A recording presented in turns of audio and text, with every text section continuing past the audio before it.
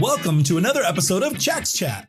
We find pushback all the time. Why? Oh, I don't use table of contents. Well, why not? And I love hearing the answers. And I want to share with you some of the ones that I hear. Okay. So the first one that I hear is, well, I don't know how it takes too long to style my table of contents. I want it to look a certain way. And I'm like, that's why you create styles based on heading levels. And when you assign the TOC, you say, hey, this TOC needs to be this style. And but in fairness, you have to create a separate TOC style for the TOC, like a font size or margin or whatever it is. So there is some work there, but it is a little extra work, but it's totally doable and not hard. And it's automated, right? Like, I mean, that's the part that I can't get over. It's like, so I want to get this straight.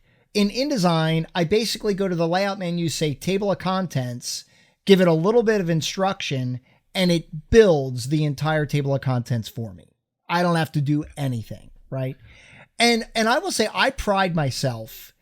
I have seen in my lifetime a lot of wacky table of contents that people create, and they do it manually, right? So some people like to create like the big number, right? And then the description after it.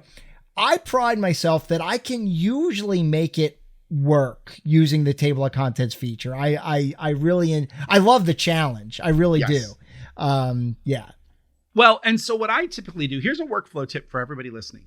What I typically do before I start a table of contents is I manually create a single entry and I style it just manually. I make it bold. I set my tab. I set my dot leaders. I set my subheadings. I do whatever I'm going to do, colors and indents or whatever. And I'll do one for my first level TOC, second level TOC. And I almost never do more than 2 levels. So, and then I just highlight that and create a style based on that element. So that's my TOC H1. And I label it that way. TOC space H1, TOC space H2, right? And then that way, then when I go into build my automatic table of contents, I say, it asks you what heading levels do you want to include? I say H1. And then it says, what style do you want to use for that? And I say, TOC H1. I think people get lost because they usually just say, use the default style.